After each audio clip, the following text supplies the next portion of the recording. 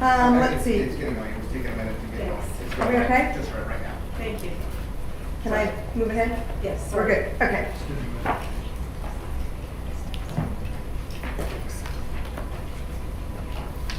Right, yeah, they're after. Correct? Yes. You're good. Closed session. Mr. Nava motioned, Mr. Neely second, and the board appointed, or I should say approved, the appointment of Mr. Frank Bono as high school assistant principal, location and start date to be determined, with the vote of 6-0, one absent, one absentee vote. Here. Appointment of high school, let's see. Motion by Mr. Nava, second by Mr. Neely.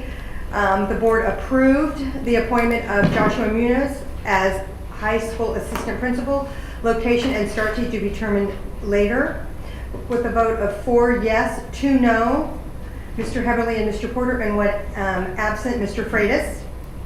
Appointment of a program coordinator, CWA, Mr. Neely motioned, Mr. Heberly second, and the board approved the appointment of Benjamin Rector as program coordinator at Child Welfare and Attendance, start date to be determined at a later date, with a vote of 6 yeses and 1 absent vote from Mr. Freitas. And that's all I have for closed session. Moving on to a sad moment of silence. Mr. John Bates, a teacher at Marlon McNair High School, passed away on August 19th. Mr. Bates began his career at Lodi Unified as an English teacher at Henderson Community Day School in 2008.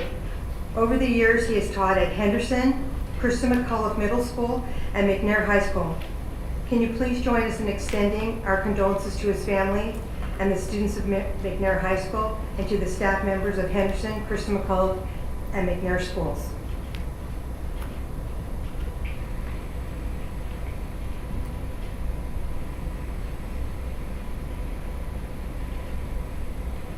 Thank you. Moving on to public hearing. Mr. President, did you vote to reject the claim? Yes, rejection of the claim. Did I miss one? Yeah, you did. Sorry. Oh, goodness gracious. Oh, I did. Well, thank you for catching that. I didn't turn the page. Conference with legal counsel regarding litigation claim number 610589. Mr. Nava motion, Mr. Neely seconded, and the board voted to reject claim by the same number, 610589. 6 yes, 1 absent, Mr. Freitas. I apologize for that. I'm going to pass this down because she's going to get that. We're moving on to public hearings. We're declaring the public hearing open for the Lodi Unified Supervisory Group reopeners for the 22-23 year. Mr. McCulligan. He's not here. Do you have anything for us? Public hearing. It's just a public hearing. Just open, okay. Any board comments? Any public comments? Student comments? I will declare the public hearing closed. We're going to reopen CSEA reopeners for the 22-23 school year. Any board comments? Any public comments? Any student comments? We're going to close. Oh, that was really loud. We're going to close CSEA public hearing. Dr. Washer. Thank you, President McFarland, members of the board. Some announcements this evening. The Ramus Foundation has been very generous to Lodi Unified in the past and continues to do so this school year with some grants for our schools who applied for their funding. I'd like to let you know what schools applied for a total of $117,500 from the Ramus Foundation. Beckman Elementary, Claremont Elementary, Needham Elementary, Delta Sierra Middle School, John Muir Elementary, and Lodi Middle School. I want to thank the administration and staff who were involved in writing those grants. I want to thank Chelsea Fongier for providing support and assistance with that process. The funding will be used for various projects at the school sites, such as flexible seating, creating outdoor learning experiences, creating a clothes closet at one of the sites, conversion of a multi-purpose room to a music room. So lots of good projects with the Ramus Foundation funding. They are very interested in funding more of our schools. They said they could handle all 50. So we are looking forward to more schools applying for that funds in the future. Very good. Mr. Young has some recognition for our college and career event. Yes, President McFarland, members of the board, you should be very proud of the work that a large number of people put in to make this year's college and career night a success. I was able to attend and coerce my junior, that's okay, and my 10-year-old to join me, and I will tell you it was amazing to see the many faces of parents and students walking around visiting the many booths. And it was wonderful to see the collaborative effort between maintenance and setting up, Bear Creek staff and being present. You know, Chelsea was there helping out, Jeanette was there, Desiree Wise was there, as were many LPPA members, teachers, and classified staff, ensuring that this year's College and Career Night was a great success. So, being someone who was previously responsible for this great event, I will say my experience was it paled in comparison to the great event that is put on now, and I know that Cindy Metler puts a lot of hard work in as well as many others. So you should be very proud of what they accomplished this year. Thank you. Thank you. Thank you, President Farnham. Moving on to comments from our student representatives. Welcome. Did you have power at your house when you left? I think so. So. Okay, who would like to go first? I'll go first. Wonderful.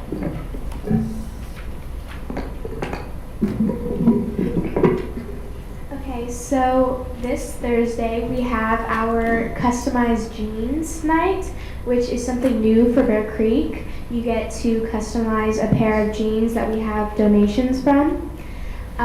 We have homecoming in 2 weeks, so we are planning our homecoming rally and our homecoming game, as well as the actual dance.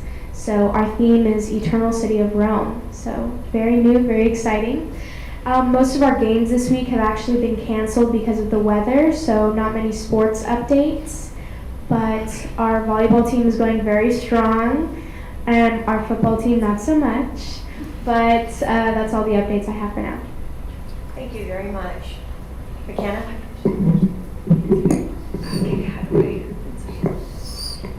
Sorry. You're okay. Let's see. We have many students enjoying our free breakfast before and after, well, the breakfast before school and then the afternoon meal that they offer from the cafeteria. We also have after school tutoring that began today, September 6th. All the freshman athletes are involved so that they can remain focused on their grades while playing sports. And in student government, we had our senior sunrise. I ended up being sick, but that's okay. And the students came out to the track to celebrate the beginning of the school year. Our Homecoming Spirit Week has also been set, featuring our class favorite Dogs Out Day, where students will wear their open-toed shoes. It's a good one. It's a Wonderful Life is a play that will be put on by the theater with about 25 kids taking part in that. We also have on Friday, September 23rd at the Great Bowl, our homecoming football game. We will be competing against Gregory, if I pronounce that correct, and we have a student tailgate at the softball complex before the game, per usual. And we have about 15 new teachers at Lodi High this year. We have a few veteran teachers that have been kind enough to stick around and donate a lot of their time to helping and being involved with the new teachers. And one of them, my old ceramics teacher, I saw her coming through the gate with her little basket of ceramics things. I don't really know what was in there, but she has been so nice to offer her help to our new ceramics teacher, Mrs. Harugi. And Mr. and Mrs. Osterman recently hosted a campus cleanup on August 27th when students came out to sweep around the campus, take out trash, and they trimmed our rose bushes. And then, sorry, this is really long. And then for academic, our before school tutoring club started up last week with Mr. Osterman. We offer one-on-one tutoring to all the students that need help with academics. And this year we have 2 periods of conflict mediation. 1 period of link crew, and 1 period of work experience. All of these classes are here to help Lodi High students to get the resources and support they need to be successful. And then for our co-curricular, we begin league games during the week of September 12th, and water polo and tennis will play St. Mary's that week. And like my other fellow friend here, we had a lot of our games, matches, and practices canceled due to the heat, which is a treat for those of us in sports because we don't have to play this week. And then for upcoming activities and events, our school psychologist, Dr. Haddad, and our assistant principal, Mrs. Cease, will be hosting our annual suicide prevention walk on our track on October 22nd. Tickets are $10 and will benefit students and families who are struggling with mental health. Within this past week, the 180 Teen Center started to provide mental health and substance abuse counseling on campus to our students twice a week. Lodi High Ag Department and FFA are hosting their 3rd grade field day on Friday, September 23rd. 3rd grade students from our local elementary schools will stop by to get a taste of our lovely ag program. Thank you, very thorough. Yes, Mr. No Nava. question, McKenna, your report is never too long. Okay. You're welcome to hear that report all night, because that's good info for us. Okay, secondly, for both of you, how about the late time starting? Can you tell me anything? Let's start with Jessa. The late time starting has been a little difficult to adjust to for me. For golf, it's a very long sport, and for that to be pushed back, it takes quite a while. So I usually end up getting home around 7:30 to 8 o'clock, which is too long. And that also pushes back homework, projects, a lot of things. And because golf has to start at a certain time, I actually missed more of school. So I missed my last 2 periods, which are my 2 AP classes. So that's very difficult for me to miss that much school time per week. As far as sleeping though, it's been a nice addition of hours. Yeah. Hey, just get that golf score down lower and it'll go quicker. It's a great excuse, don't let them, for your switchers. So far with this year, I definitely, with the benefit of the new sleep schedule, I've definitely loved my new sleep schedule. It has been the pride and joy of my day.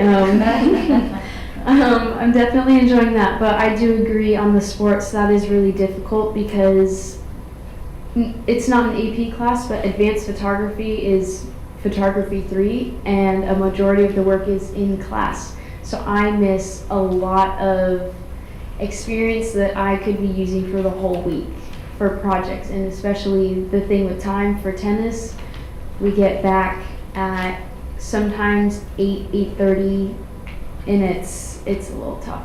But it's okay because now I can stay up an extra hour or 2 and not be as tired. What is your sport? Tennis. Tennis, very good, very nice. Hey guys, September 17th has been designated as Coastal Cleanup Day across the state of California. There's also some local opportunities for people to participate as well as those on the coast.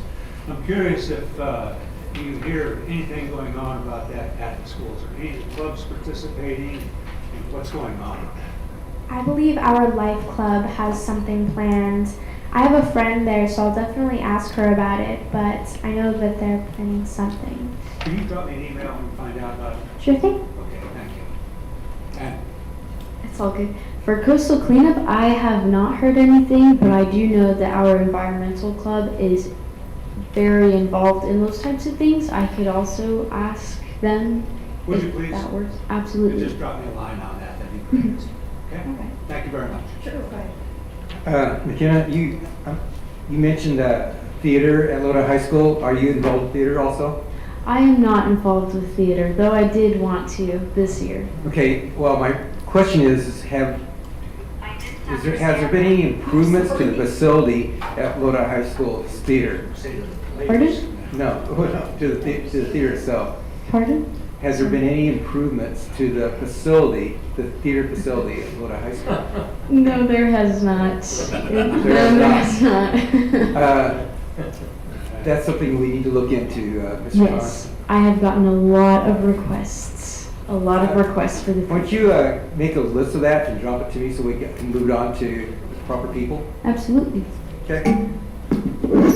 Mr. Connect said McKenna applied for a $14 million matching grant from the state of California, and our application is in, so. Okay, there we go. There you go. Thank you, thank you, Mr. Knapstad. Any other comments from the board? I think we have one, do we have one there now? Okay. I'm gonna wait and see who it is. Do I need to give you the speech? Let's see. It's Michelle. Michelle, you know the rundown. The solid green light is 1 to 2 minutes, flashing green is 1 minute, orange is 30 seconds.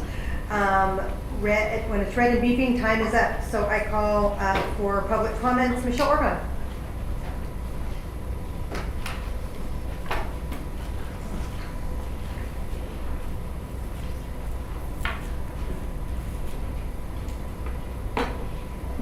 Good evening, President McFarland, members of the board, Dr. Washer, and student representatives. Welcome.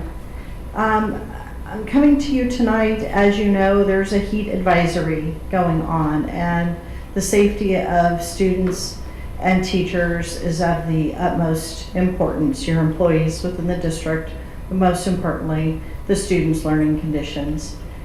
We are having problems still with air conditioning units with sites that we had problems with last year. No student, no employee should be working in a classroom over 75 degrees with this heat. And if the unit goes out, it shouldn't be the teacher trying to contact M&O.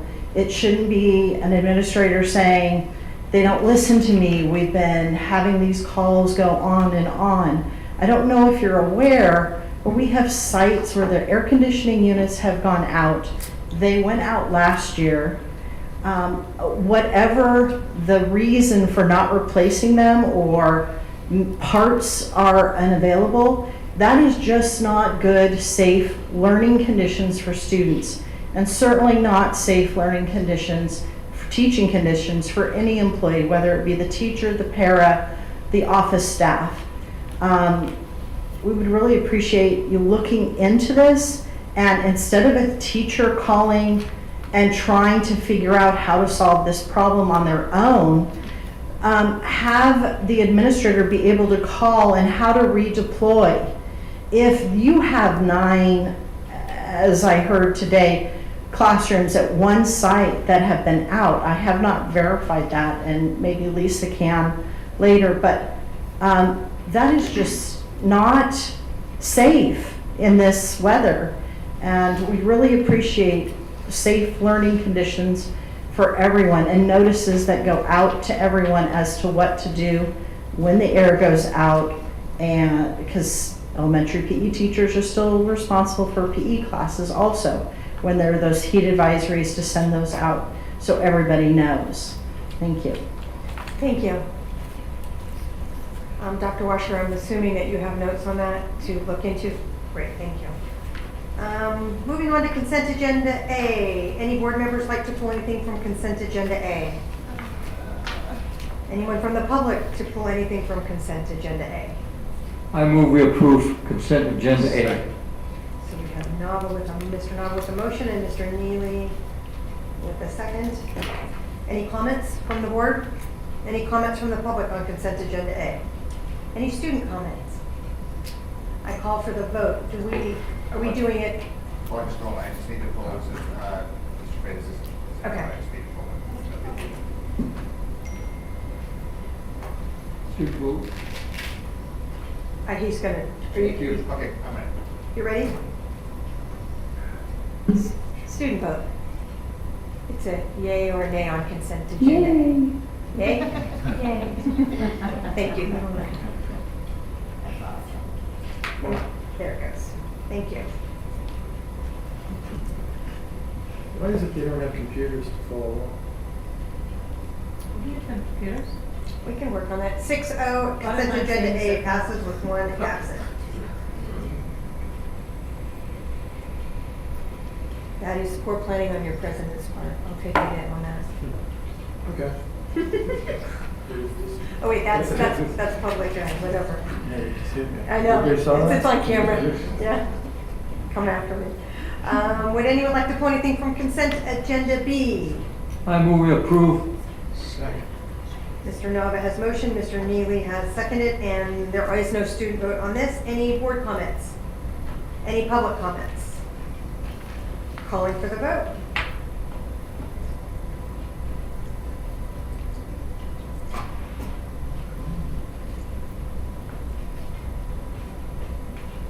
Board approves 6-0 with one absent. Moving on to action items. Dr. Sally, you're up first. OAI 1, the resolution sufficiency on instructional materials. Just seeking approval for sufficiency of materials. We had 16 sites visited by the County Williams team, and no insufficient materials were found, so we are in good order. Any, yes, Dr. Sully, can you tell me which secondary sites were chosen? I can, in a moment. I appreciate it, thank you. That would be Krista McCullough, McNair, Delta Sierra. Okay, thank you. They're the same ones we always do. I was kind of hoping we would rotate a touch. That's always been my, They determine the sites. I'm sure they do. We don't choose. But when you use the same sites year after year, it gets a little problematic in my head. Thank you. thank you, Mr. Evans. The only concern I have, I think things don't change in the health department, huh? Their books are 2004. Is that why? Most of them in the health department is normal now, nothing new from 2004. Are you worried that something has changed? Well, I don't know, I mean, I'm just saying. Maybe for you, Mr. Nava. The books are, 2004 here, and most of them are. The health skills and life skills and too good for drugs. I don't know. Can you? Thank you. We'll certainly look into that. The framework is on a delayed adoption cycle due to COVID that got thrown away out of whack. But the Williams settlement specifically addresses core subject areas, and unfortunately that leaves health outside of what the state considers core. And these sites are selected by the county, and we don't choose the sites; they choose us. Yes. Thank you. Thank you. Any additional board comments? Any public comments? Student comments? Okay, call for the vote. I'm I sorry. move we approve. Say that again? Was it Mr. Nava? Second. Nava and Mr. Knudsen? Thank you. Student vote? Yay. Yay. Excellent. Now board vote.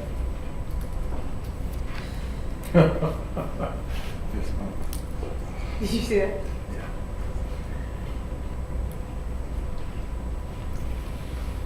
And board approves 6-0 with one absent vote, Mr. Freitas.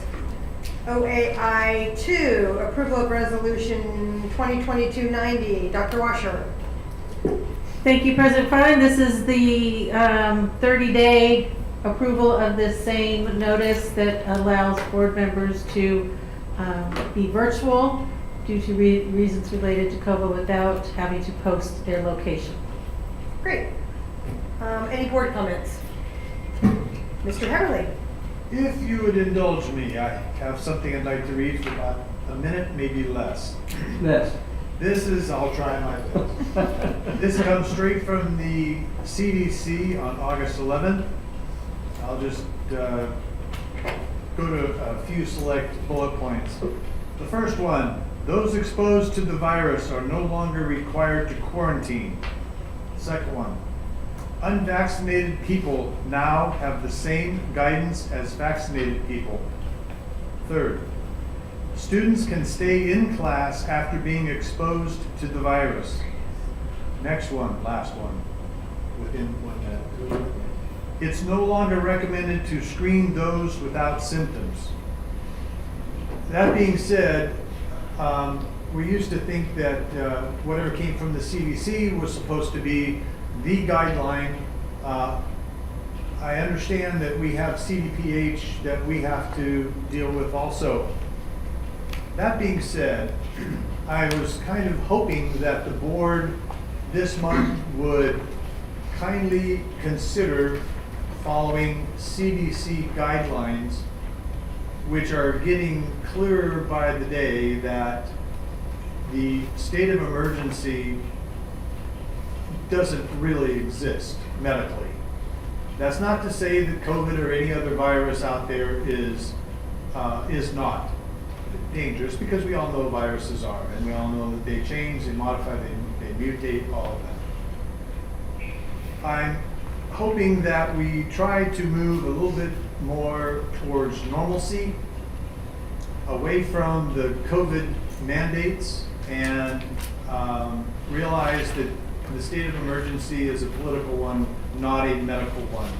So I will be voting no on this, and I would kindly ask that other board members at least consider voting that way too. Thank you very much. Thank you, Mr. Haverly. Any other board comments? Yeah. Yes. I'm in agreement with Mr. Everly here for a little bit of a different reason.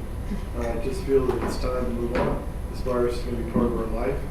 And, if you're ill or sick with COVID, I hope that never happens to you. But that you're a board member or whatever, you do post your agenda and go from there. I think this being, where we're headed here is just too much. It hasn't mutated anything overly serious in terms of being deadly airborne. People are battling very well. We have so many antiviral drugs available. I just don't see the need for this resolution. Thank you, Mr. Porter. Any other comments from the board? Any comments from the public? Any comments from our student reps? No? I'm going to call for the vote. We'll start with student vote. Oh. The motion to disapprove? I'm sorry. You guys are so quick. I just assumed you had already motioned. I'm sorry, Mr. Nova. Mr. Nova motion? I don't have it written down. And Mr. Connect said seconded it? Thank you very much. See, I missed it right there. Thank you. Student votes? Yay. Okay, 2 yeses. And board vote?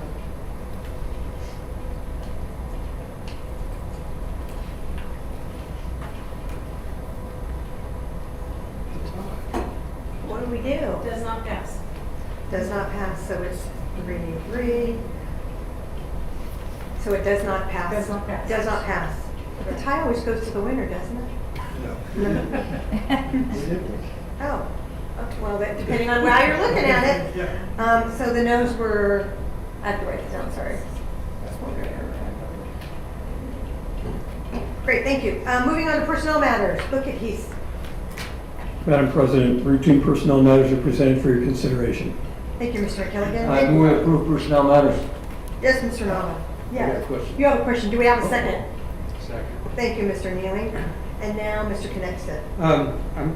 I have had some contact with some of our retired folks that are trying to substitute both administratively and in the classroom, and they told me that we were having problems with STRS and the paperwork that we were sending to STRS. Mr. McKilligan, have those issues been resolved by now, or because we need to get these guys working if they? No, it's not been resolved. We responded to STRS, but it's not been resolved. We don't have an official response from them yet. Okay, so but we've done all we can do at this point. Yes, we're waiting to hear from them.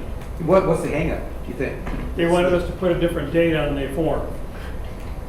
Okay, can we do that? We already did it. Oh, okay. We did it today. They asked, sent it back to them, and we haven't heard back yet. Okay, all right. Thank you. Thank you. Any other comments from the board? Any public comments? There's no student vote on this, so I'll call for the board vote.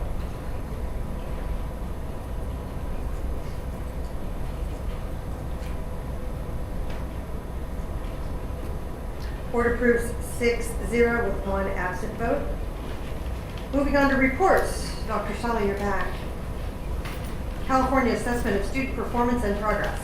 Thank you, President McFarland, members of the board, and Dr. Washer. We simply have the initial state testing results from last spring. I'd like to ask Mr. Uladama to come up and present the slideshow to you. Good evening, members of the board, President McFarland, Dr. Washer. I'll just be very brief. We'll be giving just a quick overview of the most recent CAS results for ELA and math. Some considerations before we take a look at the data. Next slide, please. Any comparisons that we'll be looking at for 2019, we want to make sure we don't interpret anything in terms of growth or decline because the assessments were changed significantly in 2021. Namely, the test was cut in half. And so it was a very much different test. Any information that we're looking at comparing to 2021, the issue there that we have is that the criterion for participation rate was lifted.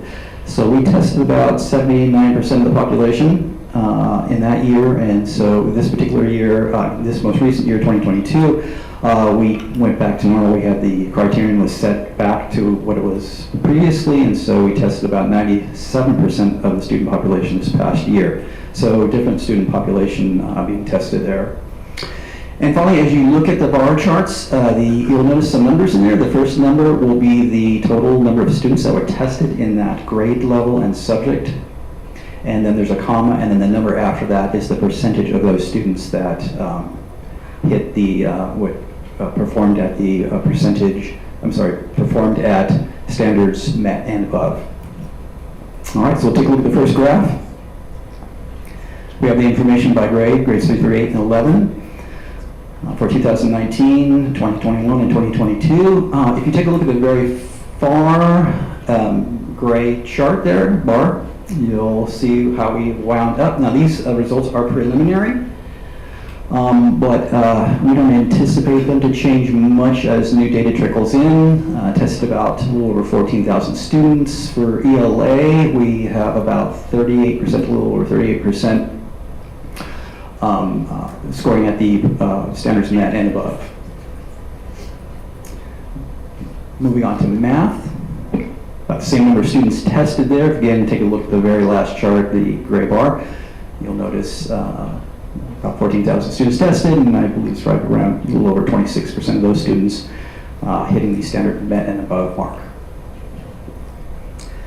Then we have the same information for you by site for the past 3 years, changes in the percentage of met and above, and also the changes in the number of students tested. You'll see there's quite a difference there by each site. We have that listed for the elementary sites first, alphabetically, and then the middle schools alphabetically, and then high schools and alternative sites. And so that first information there is by ELA, and then we've repeated that on the last slide for math. So with that, are there any questions? Yeah. Go ahead. First of all, thank you very much for your information. I appreciate it. I was a little concerned as I looked through the data on this. I love data, but data by itself is worthless. You know, I mean, we need to do something with it, right? I was a little concerned here when we started talking about the considerations up there with that slide 2. You don't give us much to hang our hat on there, you know? So here's the thing. I think that, so let me ask you this question, and Dr. Sally, you can jump in on this too. A lot of work goes into these tests, and it takes a lot of effort by a lot of people to get it done. What did we learn from this last test? So you're talking about in terms of student performance or administration? Yes, student performance. From the data results, what did we learn? What changes do you want to make? I think what we've really got here is a new beginning. The CBE is now going to be using this past year, 2022, as our new baseline. So as we move into the dashboard, when that gets released in December, you're going to start seeing status being reported for the first time. But they are not going to be reporting change. So even they are disassociating themselves from any kind of comparisons of that nature. So this really is our baseline. This is where we're going to be starting off when moving forward. You know how many baselines I've been through in 4 years? You know, every time we get to a point where we can start using the data, we get a new baseline. But here's the one thing that holds true throughout all of these years, is that everybody, the entire state, is operating under the same stuff that we are. So you can see how we do on these tests comparatively. They also had problems with the 2019 and 2021. They didn't take the two, but they also took the 2010. You know, I mean, we go back a long way. I was actually able to find data at one point that goes back to 1996. I don't believe that we're using the data as much as we should. And that's not a slam on you, because your job is to collect the data and present it to us. I think one of the things that might help a lot is if every year I ask for an Excel sheet on the data, which allows me to take that data and manipulate it in a way where I can look at, you know, which schools improved, how much they improved, how our Title I schools did against our non-Title I schools. These are all big questions that we need to look at. We've had someone, Susan, had a school that went up 31 points in 1 year. And what did she do? Well, she got in there, she worked with her people and used the what is it? MTSS? Yes. What's the acronym again? What's the stand for? Multi-tiered systems of support. Right. Multi-tiered systems of support. And it's excellent, we're bringing that in, but we need to track this stuff.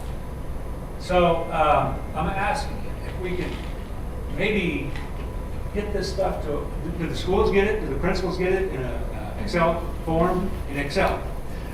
Actually, they get it in a much better form. They get it in a platform that we have where they can disaggregate down to the teacher level. They can get student names, so they get it in much more granular results. So. And are administrators well trained in how to do that? Are they? I don't know, I'm asking. Yes, in fact, that's one of the pushes we're having in our department right now is trying different data visualization processes for them. So we try to give them different views of that information as much as we can. So if they want to manipulate it in different ways, they have those opportunities. All right. I think it's important for the board to know how our schools are doing against state averages, against other schools, against themselves mainly. That's the biggest thing. Yeah, could I add, Mr. Neely? So last Friday was the close of the iReady first, it's called the beginning of year boy exam. So we've got thousands and thousands of assessments have come in, K as well as high school. Not across the board in high school because obviously it gets departmentalized, but a benefit that program will provide to us is a teacher can look at their classroom and it will show them by 5 different domains, whether they're at grade level, above grade level, below grade level. It will even group them together. There's a report, it's called prerequisites report, that identifies what are the gaps in this, say, 5th grade students' learning that's preventing them from hitting 5th grade standards, and it will point that out. So it's a much better, finite, more granular data that the teacher can really get a handle on, as opposed to an SPEC score, which is great for a sort of a snapshot of your class.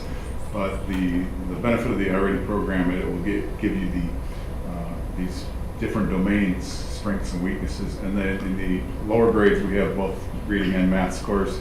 So I think we have much more actionable data moving forward with this program. So we work very diligently. We're working with the different principals to invite cohorts. There's 3 cohorts to really analyze that and talk about next steps. So I think we can work a little more. We can act more precisely upon the data. Right. Okay, I understand. I think that's a great idea, and that'll work out well. I just hope that we can keep this data in front of our people, keep it going. This isn't something you can look at once or twice a year. You know, it needs to guide our instruction. So anyway, that's all I've got. But thank you very much for doing it. Appreciate it. And don't worry about sending me a spreadsheet this time. I haven't got enough time left. Come on, George. You got a little bit left in you. I got 4 meetings after this. Well, I was the only one counting. Yeah. Anyway, any other board comments? Yes. Go ahead. Can we ask our community members to silence phones, please? Absolutely. We would hope that all phones are turned into silent mode. Thank you. As I just checked mine also. Yeah. It's been known to happen out of all of us. Mr. Freitas is not there. He's not here. We can torment him since he's not there. Yes, Mr. Thank you. Beverly. First of all, I thought that the report was very readable, and it was easy to kind of get the overall scope of how well or not well people did. So thank you for that. I thought it was really quick to understand and to look at that. So thank you for that. The question I have is, where do we go and what do we do? I have not been happy with our math scores, as I know a lot of people have not been for several years. So I don't mean to put you on the spot, Dr. Washer, but you are still the boss, and so I'm going to ask a real general question is, do you see any takeaways from this? Thank you, Mr. Hepley. Yes, I am not counting board members yet. I want an explanation. Yes. Thank you. Yes, I do. And we have some things in place, as you know. One is the new math adoption that we have just started, and we are very hopeful about the outcomes of that. The sites are reporting some really good things about not only the program for instruction, but also the assessments, diagnostics, and being able to monitor student progress. So that is a plus that our teachers, our committee has selected that program. And so we're looking forward to that helping us make some improvements. The other thing, which I'm hoping that perhaps our students can chime in, is really the idea of how our students reacting to the test. Are they taking it seriously? What happens when we put them in front of the computer to do this? Do we need to do something different in terms of preparing students for the actual test-taking process, not just the content of it? I do believe, especially in the with older children, that that's an element that we need to do better on, is making sure that our students understand how important the test is and what that means. So I think that that's something that we need to work on as well. We also need to work on, at the younger grades, same thing we do with early reading, is that when we get students to that point where reading by 3rd grade has been our goal for quite some time, and I think that we made a lot of progress with that, we need to be doing the same thing with foundations with math, so that when they get to those higher concepts and more abstract concepts, the teachers are not constantly having to go back to multiplication tables and adding and subtracting. They need to be able to be doing those more abstract concepts with fractions and algebra and all that comes after that. So the early grades is critically important, and I know that we've made tremendous growth with literacy. I think we need to put that same emphasis in with math. I don't know if that fully answers your question, Mr. Hebley. You can certainly ask me follow-up. No, I think that is a great answer. I just have been seeing these, again, particularly math scores, because I look at math as kind of a second language. Sure, you know, ELA is obviously important, but how well you do in math, especially, let's say, middle school, high school, determines where you're going to go. And the earlier the better that we can catch any holes in a student's conceptual thinking of math. I know I've talked to several teachers, predominantly middle school and elementary school, about Common Core math. Some really like it and some really don't. I've talked to a lot of parents, and predominantly the parents don't. Granted, it might be a little bit different way of learning math than what older people like me learn. But the foundations of math just don't change that much.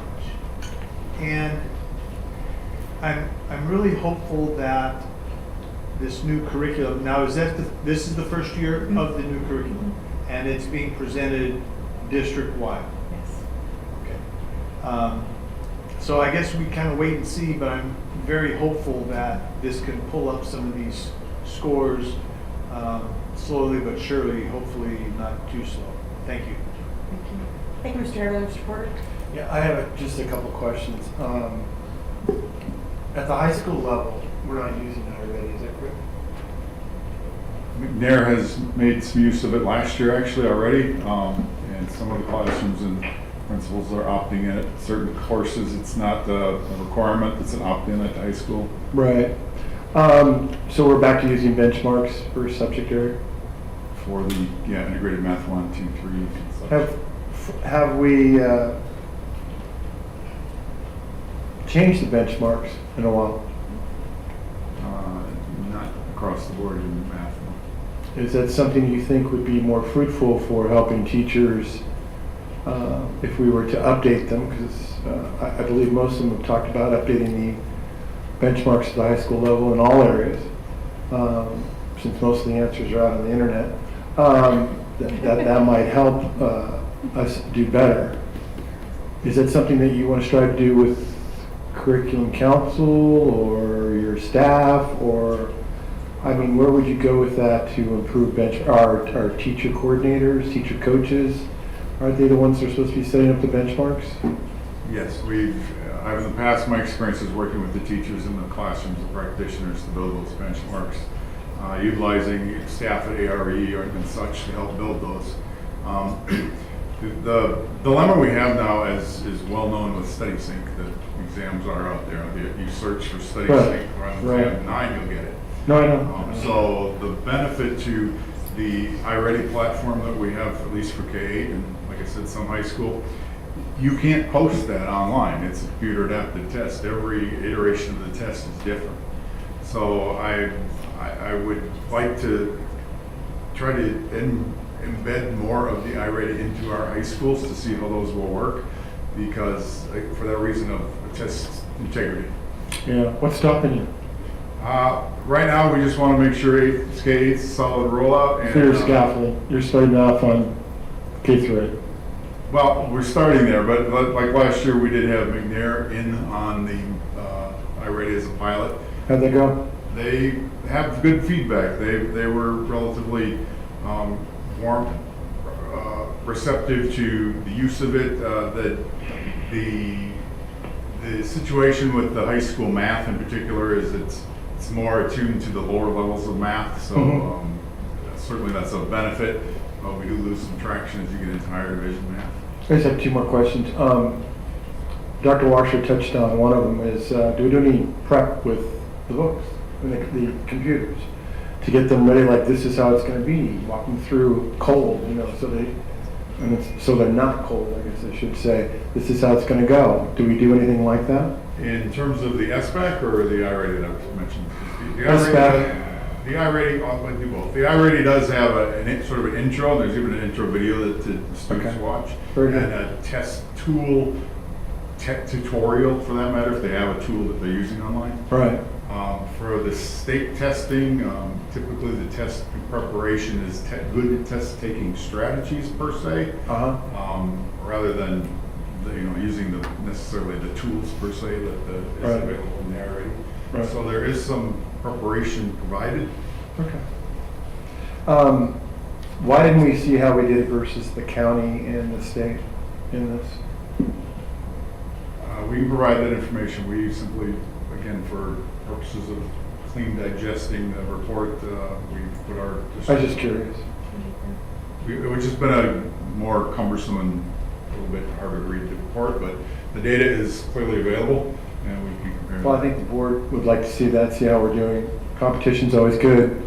I do know in the past when schools did well, at least at the high school level, like the principals would give some type of incentive when it came like ice cream Friday.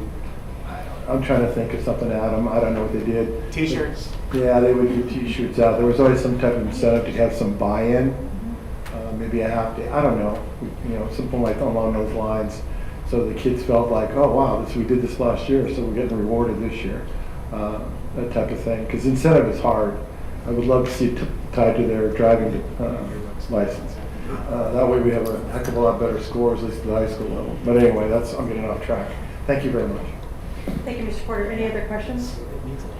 I have a quick one. I look at it as 2019 is pre-COVID, 2020 is not anywhere to be found. 2021, we're trying to come out of it. 2022, we're coming out. So when you look at the scores and the money that we've allotted to the different schools with all of our ESSER 2, ESSER 42, whatever you want to call it, are we on the right track? Does the money that we have allotted to the schools for additional programs and needs, does that match up with what you see in the data regarding our needs? I would say it is bearing that out. Probably our greatest allocation towards educational resources was the math adoption. SIPS adoptions for early literacy would probably come a close second, or not a close second, but definitely a second. So, as you know, boatloads of the other money went to PPE and other things. Absolutely. But as far as academic supports, I would say we're targeting our money in these two areas very heavily, and the payoff is, I believe, in the SIPS world, the early literacy, is already coming forward. And like I say, since we just started the math, we'll know, I think by the end of the year, the benefit of the already, again, I'm not promoting it to promote it, I'm just saying that we'll have 3 iterations of that assessment so we can determine the growth over the year. And I guess as a teacher, that's critical as you hone your craft to continue your instruction next year. And I think that'll be a great benefit. So based on budgetary monies, when you look at a school and say, I'll just use Ann Flatham's there at the top and I'll go down to Needham about halfway through. If you see their scores represent different material or different data, is there money sitting someplace that we could target a problem at each of those schools in addition to what we're on? In other words, we have a baseline that everybody's getting something. Is there money left with any of our pots out there hovering that if you noticed a need based on the data? We haven't expended our ESSER funds, that's correct. So there could be some additional services provided. Okay, just wanted to make sure. Thank you very much. Thank you for the data too. This was really clean to read. I love the format of it. When we're looking at reports all day long, this was well done. I would like to see how we compare to the state, but for the purpose of this, I like it this way. But if the other data comes through, that would be fantastic. Thank you very much. Any public comment?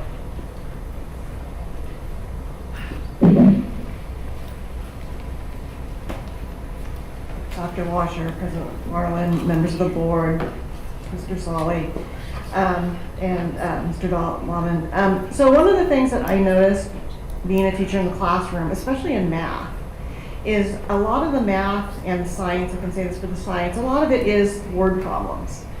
And if you have students that are struggling to read and working in Title I schools, which is all I've ever seen, they often have problems reading. So when you've got these word problems that you really kind of have to parse out and say, okay, what does this part mean? What does that part mean? I think that it has a big effect, and that happens more in the later grades, secondary, than it does in elementary.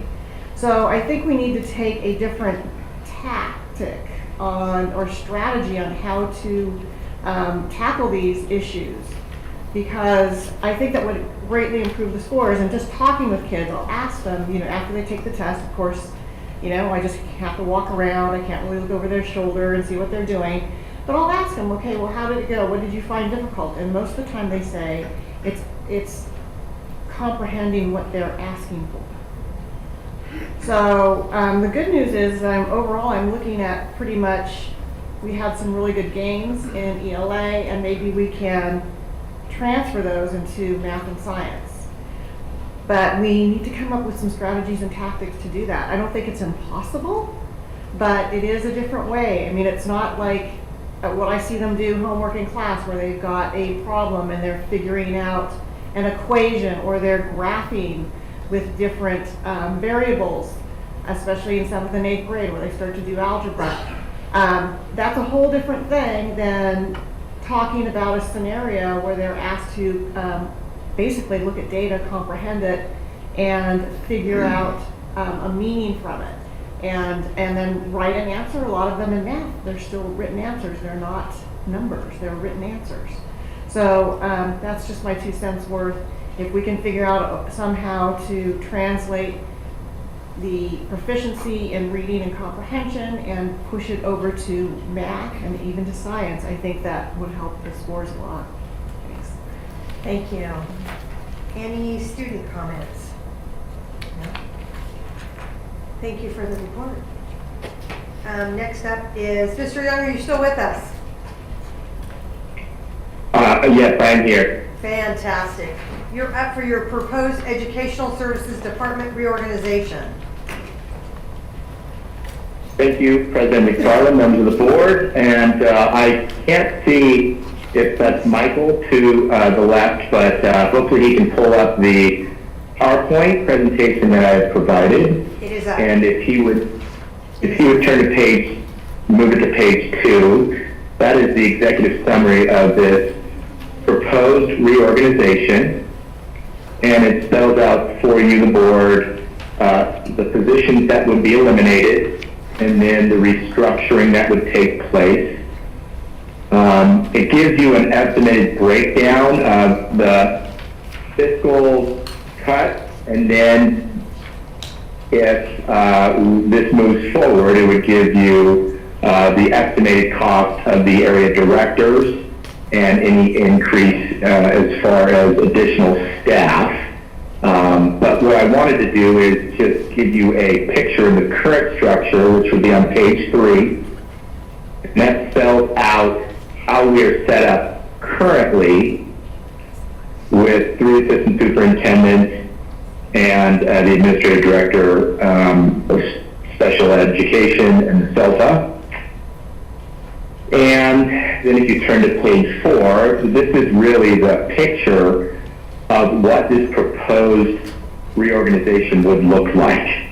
And so what you will see is, instead of having 3 separate assistant superintendents, one in charge of elementary, one secondary, one curriculum and instruction, instead what you'll see is an associate superintendent who oversees 2 area directors. And then under each of those area directors, and those are specifically areas, I'm looking at North Stockton and then Lodi as 2 specific areas. And then the third area would be all of student services, which would be the third. But if you can just take a minute and look at those 2 area directors, what you're seeing is area directors who can focus their attention on the specific K-12 and beyond, if we're looking at preschool up to adulthood, able to focus their attention on the specific vertical needs within Stockton and in Lodi, specifically to attack the issues that you bring up here, such as math. I don't remember the specific board meeting. However, I do remember a specific concern regarding the high number of freshmen who are taking a class lower than integrated 1. For us to be more specific in providing support, this reorganization would have an area director under the associate superintendent who would work to ensure that we are vertically looking at the needs of our students and working together to understand the foundational educational needs of our students to prepare them for a rigorous high school curriculum. So this would be a change, and it would have a new position that I would need to bring back to you, the area director position. because it doesn't exist currently. And then under both the Lodi and the Stockton and Lodi areas, we would have an elementary director who would be able to focus and target the specific elementary foundational skills that students need. And then this would realign coordination of Title I services to move it away from a separate compliance focus to really get into the school site to provide support to the school in getting the intervention needs, getting the specific Title I dollars to the students and into the classrooms. And then I give you the third area, which is to make a true student services department. And this would bring in child welfare and attendance, something that is a district-wide issue, and it would fall under that third area. It would also bring in the mental health services, positive school climate, 504, some of those other areas to make sure we can target the needs of our students and our school sites. And so if we could turn to page 5, it gives you a simplified breakdown of how it would look different. We would eliminate those 4 positions that currently exist in the management salary schedule, and in turn we would create an area director in the Stockton schools, an area director in the Lodi schools, that area director for student services. We would add a director of elementary, and we would use restricted Title I indirect funds to fund a second coordinator of Title I, again for the purpose of providing support to the school sites specifically. So if we could turn to page 6, what I'm seeking tonight is direction from the board to bring back those job descriptions, because that is something you would need to approve, as well as a draft of the recommended salary of those area directors. And so that is what I have for you, and so I am seeking your input on those next steps. Thank you, Mr. Young. Let's start with public comment.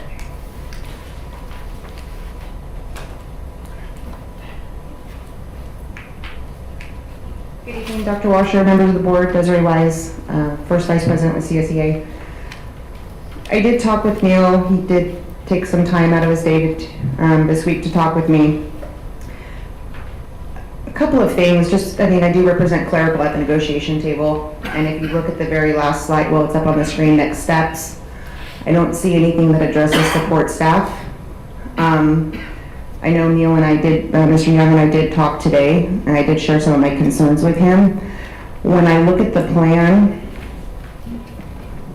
like the secretary to the assistant soups, they have a secretary, and that job description states specifically who they assist. And so I would hope moving forward under next steps that those items would be addressed. The last time that we did kind of a reorg, I think it was business services, we ended up with, we all had directors, director of business services, and then they had a secretary.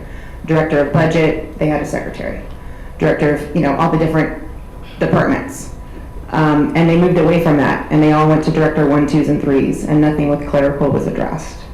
And like April Wars is our senior controller, and she has an admin 1. So I know this is specifically regarding curriculum, but when looking at those admin positions, I just don't want to be lopsided and be forgotten about. The other thing, and I did share with Mr. Young, I would have liked to have seen, I know it's a start, I know you guys want to start at the top and work your way down, but I don't know, for me, I like to see the whole package. What are their job descriptions? How much are they going to make? What are, some of their responsibilities going to be? And I just feel like it's missing. And then, so anyway, it took me a little bit to see the clear picture. But don't forget that, clerical staff, I'm sure everyone's going to need support. And I don't believe in double dipping and having an admin 1 support 2 and 3 people. So if you can't keep your admin busy, then maybe we don't need that Title I coordinator. Thank you. Thank you.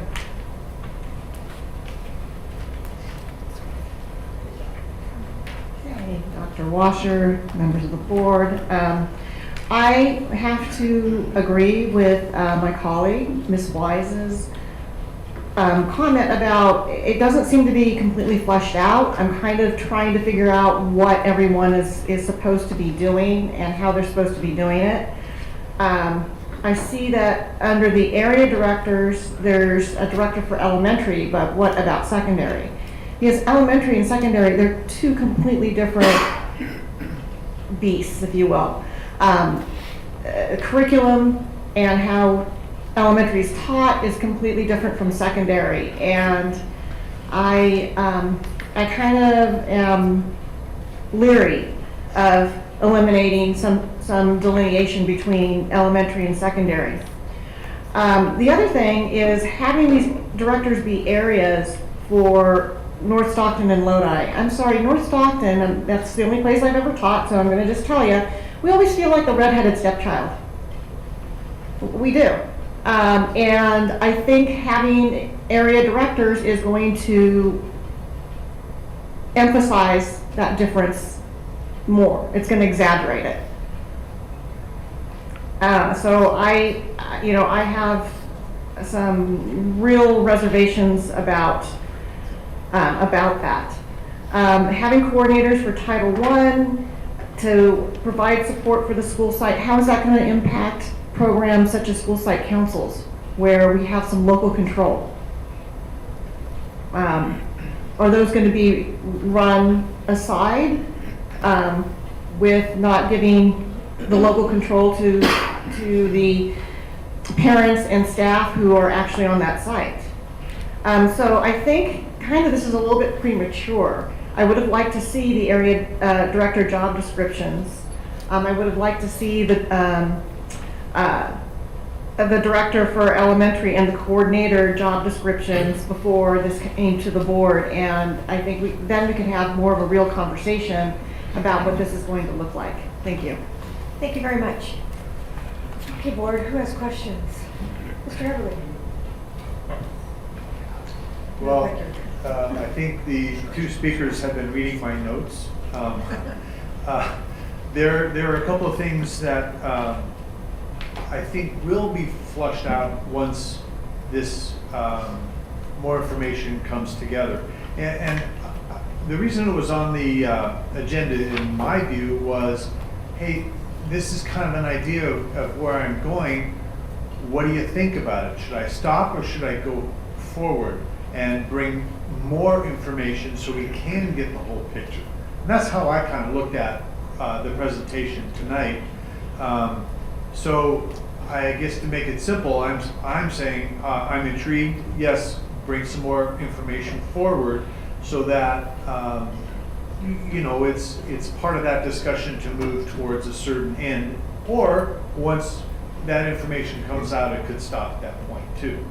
But so far, I like it. I did talk to Mr. Young, and a lot of times too, when you have a conversation, you start getting things answered that are in your head as to how is all this going to work. What I don't want to see is that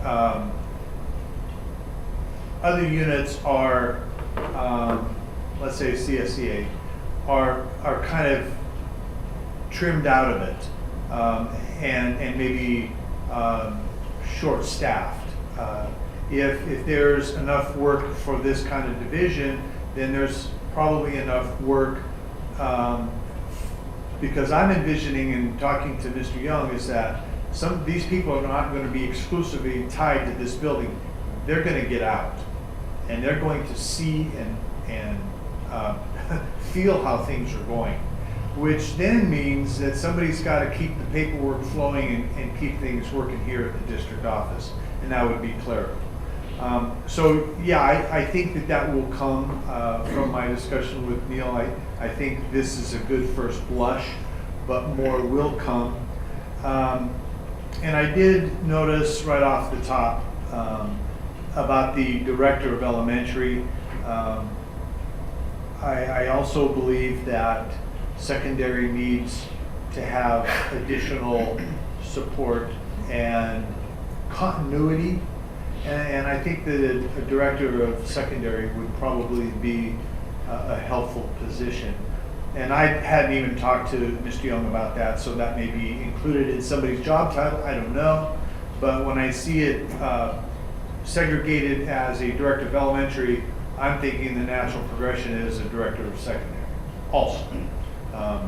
So I would maybe offer that suggestion. One of the things that kind of was an aha for me was when Mr. Young was talking about, well, the area directors would be more responsible for the feeder schools, that feeder pattern, and the continuity of service to all those schools. And okay, that makes sense to me once you're talking about the feeder schools, because I really do like it when middle schools start talking to their elementary schools and middle schools also start talking to their high schools, so that there is this continuity and flow, so that kids don't get lost, and that every year is like a brand new year. I mean, we already know what their strengths and weaknesses are by the time they get to middle school. And so we need to then change supports for that. So those are kind of my comments about it. I'm saying, yeah, go for it. Let's get more information and kind of see how it fleshes out. Thank you. Thank you, Mr. Everly. Mr. Nealon? Thank you, President McFarland. You know, Ron, you mentioned continuity, and I think that's exactly what this is about, is to get that continuity from K to 12, rather than the big break there. And so I think this plan will facilitate that. And by the way, same thing, this is just an initial report item. There's so much more work to be done on this. But the idea is, hey, if I was Neil, I wouldn't want to put all that work in and bring it up here and then say, no, we're not doing that. Let's find out if there's an interest to begin with, and then let's start digging into this. Some of the things that I like about this, well, first of all, this is not something that would be peculiar to Lodi Unified. A lot of districts use the same kind of model on this. Particularly your larger districts use this kind of model. So this is not something that is totally out of the ballpark. It is absolutely doable. I like the idea of each area having its own Title I coordinator. We spend a lot of money in Title I. We get a lot of money. We spend a lot of money. But I don't think we always use it as wisely as we should. So you take that Title I coordinator and put them with a smaller area and let them work with those schools to find out what are their needs, where can we put that money to its best advantage. And I think that'll work out well. I'm sorry, I keep getting that joke in mind about the guy who took over a new job like Neil is doing, and his boss told him to make up 3 envelopes, and whenever he messed up, he said, when you mess up, you open the first envelope, and he opens up the first envelope and it says, blame it on your predecessor. All right? Okay, so I put that away. Then messes up again a few months later and opens up the second envelope and it says, reorganize. And that's exactly what Neil is doing here. He spared you the first one. And then the third time something went wrong, he opened up the third envelope and it said, make up 3 envelopes. So that was kind of fits here. But anyway. Neil's not laughing. No, Neil's not laughing. You know, there's a book that I read called The Google Way, and I recommended it to everybody to read that. It's about innovation and how to change through innovation. And one of the things that it says clearly is to allow people the opportunity to try to make changes, to try to work to improve things, support them on that, give them time to work on it. And we've got time to work on this, so I think it's a good idea. When do you envision this taking effect, Neil?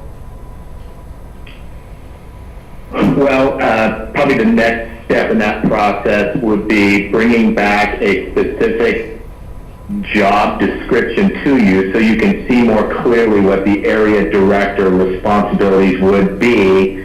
And then I would need to bring back some specific, we have 2 vacant positions right now. However, we have 2 people in other positions, and so I would need to bring that back to you as a board with those people in mind. So you don't have a specific, I mean, you're not thinking beginning of next school year or something of that nature? Well, I'm sorry. I apologize for cutting you off, Mr. Neely. It would be to bring back next board meeting those job descriptions. And then if the board is comfortable moving forward, I would post those 2 positions. Okay. All right. That's all the questions I have. I do support you on this. Thank you. Thank you, Mr. Neely. Mr. Nava? I really don't have any questions. I like the next steps. I like the area job descriptions and all other things that might be included in that, Neil. And I think the organization has some merit. And again, if you come out with some more stuff in there, I think we've talked about other things that you haven't mentioned here that you are going to mention later on. Thank you. Thank you, Mr. Nava. Mr. Conexon? I don't want to retread everything that's happened, but this is a proposal, and it's a great idea.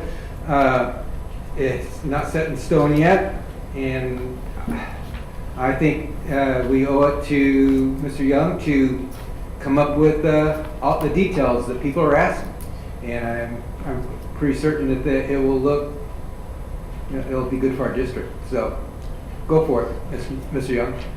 Thank you, Mr. Conexon. Mr. Porter? Mr. Young, how are you? I am fine. Oh, that's good. Can I ask you why you want to do this? I want to do this because I believe we need to put more support out at school sites to support what they're trying to do, K-12, to prepare our students for adulthood. So you envision this as being more supportive of the sites and helping the students, is that correct? Yes, that is my primary goal. Okay. Can you explain to me how the students would be affected by this? An actual student sitting in freshman English. The goal would be that more effort is made specifically with the feeder patterns to look at the areas where students are falling short of being prepared for, let's say, CP English 9. This would allow us to look at those areas in writing, reading comprehension, those skills that are needed, and they will be able to work within the feeder pattern to develop those skills so that students are prepared once they enter high school. When you use the word feeder pattern, can you describe that to me? Yes. So let me use Bear Creek High School, for example. We have specific sites that the Wagner Holt, Oakwood School, Creekside School, for example, that feed into Delta Sierra, and then they move from Delta Sierra to Bear Creek High School. So being able to identify the skills needed to be successful in English 9 CP, for example, it requires us to then work our way back into the elementary schools and middle school to provide individual students with the skills they need to be prepared for that. So those are the feeder patterns that I'm speaking of. So the elementaries that feed into the middle and then the middle into that specific high school. Okay. And that's not being done now? I'm sorry, would you ask that question one more time? That's not being done now? I think the challenge we have right now is that elementary runs as its own division and secondary runs as its own division, and we need to bring those together. Okay, I love the idea that you're reflecting on this and trying to see new vision. I kind of struggle with, because I'm in the middle of making decisions about well, I'm gonna be, well, I can't go into that area right now, but I'm saying 3 out of the 7 board members are not gonna be here next year. And do you really think that we should be taking this on when we're gonna leave this behind for possibly 4 new board members to deal with? Do you think the timing of this is appropriate given the nature, and it's just by happenstance that it occurred, that this is the correct time to be bringing this up, given that you might have 3 to 4 to maybe 5 new board members? Do you think we should wait on this until the new board is established and let them deal with all the problems that are going to come up over the next? It's going to take you a couple of years to implement this. What do you feel about that? I believe the timing is appropriate now because we have the vacancy in elementary and secondary, and thus the movement, I believe, needs to happen now. And your timeline on this is implementation by after December? You want to restructure everything? I will bring back the job descriptions at the next board meeting, and then the following steps after that. So it would be as soon as the board is ready to move forward with that. My only concern is, and can you just alleviate any anxiety I have, are we adding more administrators? We would eliminate the assistant superintendent of curriculum and instruction, and we would add an additional director of elementary. So we are, and you said something about 6 coordinators. How many coordinators do we have now? These are existing coordinators. The only additional restricted funded position that we would add is an additional Title I coordinator. The other coordinator positions currently exist. Okay. Now, what about special ed? Where would you put that? I know. If you look specifically at slide number 4, that falls under the Director of Student Services position. Okay. And there would be 6 special ed, what do you call coordinators for that? Those coordinators exist currently. So we have 6 right now that are coordinating special education. Yes. So we're not adding any new positions there. No. All right, so that's outstanding. I like the idea that you're thinking out of the box and trying to change things up. My concern, this is just me personally, is one, I do believe that we're going to have additional costs in this restructuring. And I struggle with that when we have people that are being employed that are on government assistance. I do struggle with the fact that we have a morale issue among our employee groups.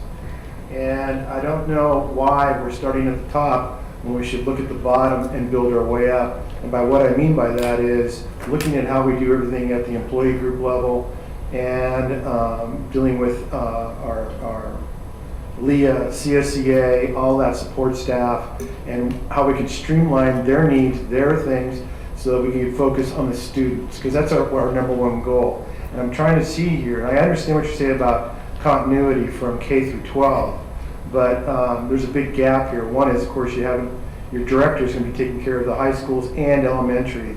The directors of Area 1, Area 2 are overseeing elementary and high school. That'll take a big fill for somebody that's applying for that job if you have K through 12 experience. Because if you don't have high school experience, we already have a lot of that now in our admin team.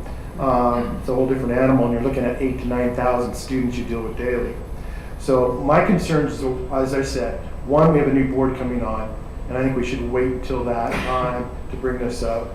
2, I think we have other areas of concern right now. We don't have enough teachers, we don't have enough support staff, and I think we should be looking at reasons why, and that's kind of where I'm coming from. I like this, I think it's good, I think you're thinking out of the box. I don't want to slam you for putting this together, but I think we have other needs right now that are more priority-wise. for our district. So that's kind of my feeling. Does it need to move forward? Yes, but I would leave that for the next board. Thank you, Mr. Porter. My comments, and then I'll come to student comments next. When I look at this first, Mr. Young, thank you for being innovative and outside the box. I appreciate the effort that was put into it. I do like the two areas between Stockton and Lodi. Being an Area 1 board member and having my students go to school in those Area 1, there are definitely, I can relate to Ms. Wilkins' comments about sometimes you feel a little left out because we're outside of the proper Lodi area. So I'm anxious to see what a director that will cover the Stockton area, their wants and needs might be a little different than maybe a pattern within Lodi. I love the idea of this. Again, my concern, as it was mentioned many times tonight, how does the support staff work into this? And I'm going to need some bigger picture ideas along with salaries. Do I think it's the right time to do this? Absolutely. Do I have faith in the two board members sitting here and myself that will be here after November 8th, 6th? And do I have faith that whoever the new board members will be will understand, will jump in, and will get what's best for the district and our students and our staff? I think this cannot wait. I believe we're sitting with no assistant superintendents. We're surviving. I appreciate the fill-in help that we've gotten from everyone. But this is a must move now. But it doesn't negate that we have other wants and needs within our districts. We have, as Mr. Porter said, we have teacher needs, we have support staff needs, lots of things. And so I don't want those issues to get lost or misunderstood. I'm 100% backing this. I can't wait to see what you bring next. I like the lineup, as Mr. Neely said, this is not the first time I've seen something like this from a school district. So I'm curious to see what your spin will be on it. And to be quite honest, I like the fact that you're bringing it to us with the support and assistance of a seasoned superintendent. So I think we're getting a bang for our buck with two people looking at that versus just our associate superintendent. Is that what our title is at the moment? Yes. And so I feel very fortunate that we have long-standing eyes within the district looking at this before decisions are made. And I'm curious to see what will come next. Is there any information you can give us that, after hearing all of our questions, that we don't have, that you would like to leave us with before you come back to our next board meeting? President McFarland, members of the board, thank you for your input, and I do feel like I have what I need to take the next step, so thank you. Perfect, great. Any additional comments, board? Student comments. I wanted to say I appreciated the focus of having a director specified for Stockton. I actually do think it'll help helping us feel a little more included. However, I do agree with Mr. Porter that our main focus right now should be the shortage of teachers. I may be speaking for Bear Creek solely, but we have a very dangerous shortage of English teachers. So I think we should be focusing on those more specified levels before we reach the higher administration. Great, thank you. Any comments?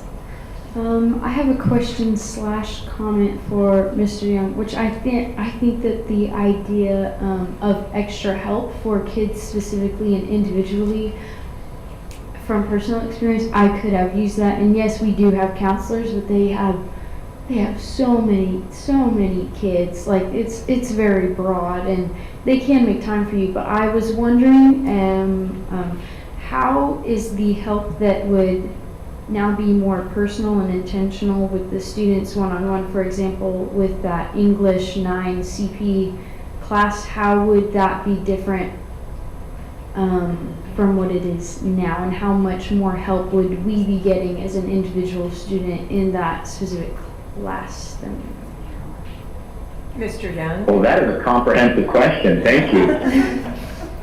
You thought we were tough. I know. Okay, what I would say is this.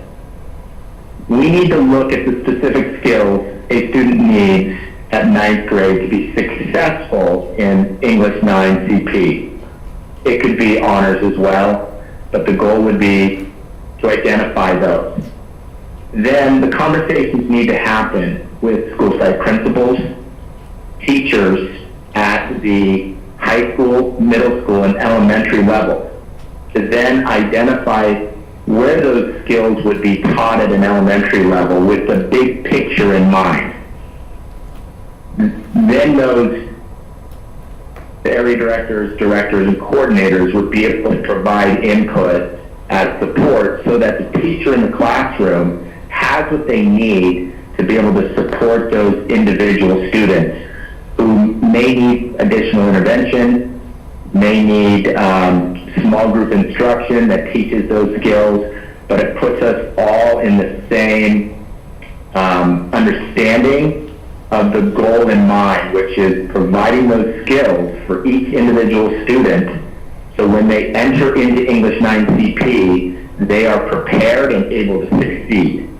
Hopefully that answers your question. They will not be the one who provides the specific instruction. They will provide the support so that teachers are able to provide the instruction, and intervention teachers can be supportive within each school site to prepare them for that English 9 CP, the skills needed to be successful.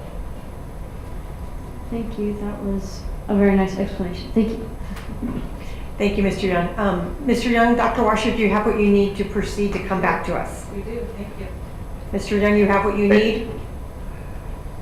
Yes, I have what I need. Thank you. Great, thank you. Moving on to communications, employee group reps. Yeah. It's 8. Would you like to, if you are... I do have to leave in a bit, but could I borrow a pen because I will not remember what I was supposed to email about later. Absolutely. Mr. Conham, there you go. You done? Welcome. Oh, hi, Ms. Melinda. Sorry. Good evening, President McFarland, school board members, Superintendent Dr. Washer, Associate Superintendent Mr. Young, who I know is listening, school site representatives, and community members. My name is Glenda Yates. I'm the president of California School Employees Association. Last meeting I made a comment about how cold it was in here. It's cold. This meeting, you won't be hearing that. Today, with record-breaking extreme heat in Lodi that was projected to hit 116, and this extreme heat wave that will last to the end of the week, please remember that classified employees are hard at work for Lodi Unified School District: custodial, campus security, crossing guards, noon aides, maintenance and operations, groundkeepers are just to name a few that work outside to maintain the safety and comfort of our students and staff. I would like to thank Leonard Kahn, Brian Holloway, and Eric Weiss for following procedures during the heat wave to ensure the safety of classified employees that were working outside. Thank you again, Mr. Kahn and Mr. Weiss and Mr. Holloway. Try to stay safe, board members, community members, superintendents, and teachers. For the next week, for the rest of this week, and hopefully we'll cool down next week. Gary, on a side note, I have a message from Russell at Lodi High. He would like to know, did you get your Star Trek watch? Ta-da! Okay, thank you very much for allowing me to speak. Thank you very much. Thank you.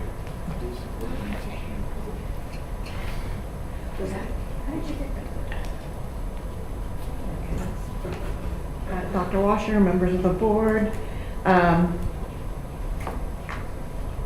Larson Elementary, Lodi Middle, Park Lane Elementary, Vinewood Elementary, Reese Elementary, Ansel Adams Elementary, Borchardt Elementary, Westwood Elementary. I had teachers at these sites contact me personally today about the lack of air conditioning in their classrooms and how that poses a safety problem for students, teachers, and staff. And a few years ago, LEA supported Measure U, and there was a 10-year plan to improve schools, and one of the things that we were going to improve was the heating and ventilating systems at these sites, at sites all over the district, actually. I see a lot of athletic facilities at the high schools But it's very troubling that some of these schools, and especially some of our older schools, are not getting just the basic things they need to conduct teaching safely. And I think we as a district need to think about that. Especially today when we have a plan to reorganize administrators and giving champagne salaries to administrators, but dollar store spending on classrooms just does not make sense. It's a travesty. And we as a district, you as board members, you need to think about this and look at this and look in the mirror at what's happening. Why are we talking about more admin positions when the teacher's contract isn't settled for last year? The problem that needs to be tackled here is not reorganizing our administration. It's tackling and strengthening our numbers for the frontline roles. The teachers, the support staff, the bus drivers, the people who work in the cafeteria, our school crossing guards for safety, lunch personnel, outdoor lunch personnel, again, for safety. Those people who interact with students, this is what we should be focusing on. Making sure that students have the best educational opportunities rather than looking at changing up our administrative structure right now. Thank you. Thank you very much. Comments from board members? Mr. Knapstead. Thank you. Mr. Young already mentioned College and Career Day at Bear Creek High School, and I want to say that it was well attended. That gym was packed. And it was also nice to see, some of you haven't seen this guy for a while, Mr. Dotsey. He was up and around, and he looked very healthy, and talked to him, so it was nice to see that. Anyway, I stopped by the San Jose State booth because that's my alma mater, and I was amazed at the cost of tuition for one semester is $7,899 per semester. And so I started thinking, in fact, I told the chief, yeah. Well, around in 1970, when I was a junior at San Jose State, the tuition went from, it was $86 a semester to $95, and I can remember thinking, oh man, I'm going to drop out. That's too expensive. I can't cover that. So, which brings me to when I dropped by the Delta College presentation, and they were talking about our dual enrollment and the college early start programs that are being partnered with Lodi Unified and Delta College, and the opportunities that we are giving our students to get college credit for free. One thing I did want to ask is, back in the old days when I taught accounting and computer apps at Lodi High School, those classes were articulated. So if a kid got a B in that class for both semesters, they got 3 units of credit. Do we have any of our classes still articulated in that system or not? With Delta, yes. Yeah, we do. Okay. So, because they didn't talk about that. I got up and mentioned it in the meeting, so, but they didn't seem to be aware of it at the time. Anyway, it was a good, people who were involved with that, I think got a lot out of it, and it was a good job. People did a good job putting it on. Great, thank you, Mr. Knapstead. Sure. Mr. Neely. Dr. Wasser, look into that air conditioning thing. I know that when an air conditioner breaks, we fix it, and I get that. And we'll put in a new air conditioner every time one breaks, we fix it, and then sometimes there are problems, so I get that. No one's trying to get anybody out of air conditioning. I just want you to make a concerted effort that we make sure that we do everything that we can. If we have to go down and buy some more of the portables, whatever we need to do on that, we get that done. I want to talk real quick about Henderson.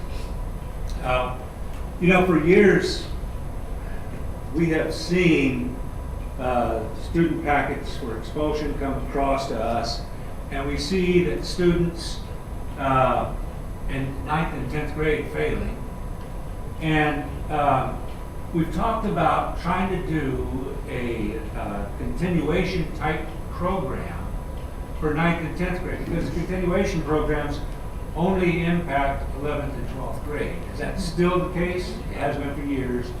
But we could, on our own, get a program going for 9 and 10 for those students that need help. And you know what? A lot of them, we can identify them before they go into 9th grade and have to fail. We can start that out in 8th grade. Now, that could be something that could really help a lot of students. And Henderson is the perfect place to do something like that because it's right in between Lodi and Stockton. So that would be a good program. I'd like to see something on that. I brought this up before, but we'll see what happens. I looked at the website again. We still, it's not advertising for jobs on there. We got the one link on there, and you click it, and it doesn't go to a Lodi Unified place. It goes to EdJoint. You know, we need to put some flashing banners up there. You know, positions available. You know, we'll help people get their bus driver license. We can help people who are interested in teaching get apprenticeship programs. There's all kinds of things that we can do. We need to put it on that website. And which page did you put it on? Every one of them. Every place you can, you talk about jobs. You know, when we go out to the community, like Rotary Club or something like that, talk about jobs. You know, when you go to CBO conventions, talk about jobs. Everywhere you go, talk about jobs, all right? So that, and then I've already talked about coastal cleanup. I'd like to see something go out about that and say, hey, look, there is a, you know what, I'll send you the link to the website on that, all right? And we got that out to everybody. They can take a look at it. There's volunteer places. You can volunteer here. Lodi Lakes is actually part of the whole thing. Or you can go over to the coast. My personal favorite being Point Reyes, National Seashore there. There's a couple of places there where you can go out and hike along the seashore and pick up trash while you're at it. So I'll get that to you. If you can get that up, that would be great. And that's all I've got. Thank you, Mr. Neal. Can I add on to? Sure.